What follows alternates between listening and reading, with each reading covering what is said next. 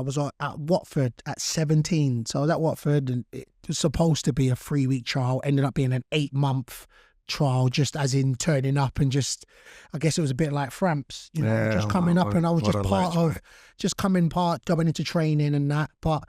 And then I think they just said, listen, we're going to make a decision now, and then I think the manager came back, sat me down and said, look, we've got like 8 strikers trying to get into the reserves and the first team. There's times it was the reserves, and there's better players in front of you. So, we're going to have to let you go. But at that time, there was a pre-season game against the Lithuania team, and my agent at the time was married to a Lithuanian woman. So I always say timing is timing. Things were meant to happen for the reason they're meant to happen.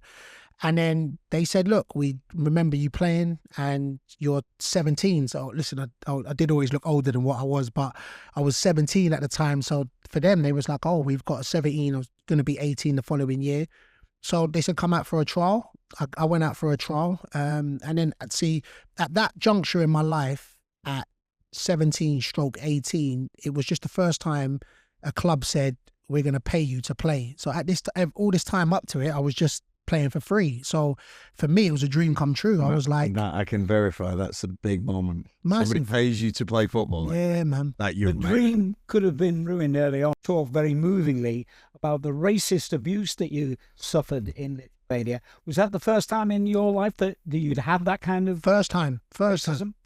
I mean, I'm a product of being born and raised in London. Went to a metropolitan school, like all cultures, all races, and again, like I said, I was of big stature, so I'm not saying that plays a part, but maybe that was a deterrence. I'd never had anything racial. And I do think as a kid, 17, 18, then Gaffer touched on it, that moment when you've now get a chance to be like, I'm a professional. So I'm no longer just training. I now get a wage for something that I would do for free.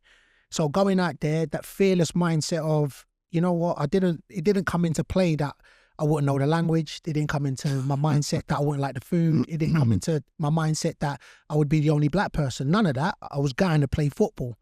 And then, boy, quickly did I have to grow up as an individual. My first pre-season game was different, getting sent off, but it was that. It just kicked off, and then around the crowd, it literally started a chant, zigga, zigga, zigga.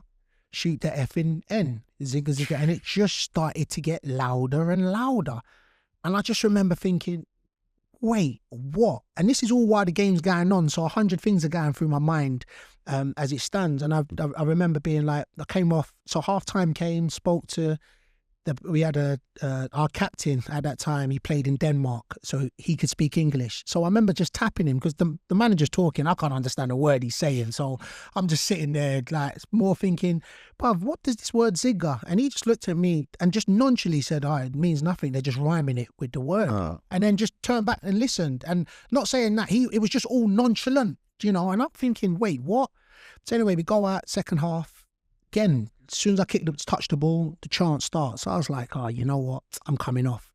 So I remember coming off at that time and then just saying, listen, I'm going home. And I say this, and I'm 42 now, and this was 22 years ago, but I remember the phone call like it was yesterday. I phoned my brother and I say to him, listen, bro, I'm coming home. And he says, listen, I won't tell you to stay anywhere that you don't feel comfortable, but if you leave, they win. And I remember him saying that, but at that point, I was so in my feelings that I was like, I'm coming home. But the next morning, I just remember thinking, wow, nobody's kicking me out of anywhere. And I think as a life lesson in what that taught me was, first, I was like, nobody's kicking me out of nowhere. And second, I stayed, scored goals. And football's fickle at the best of times.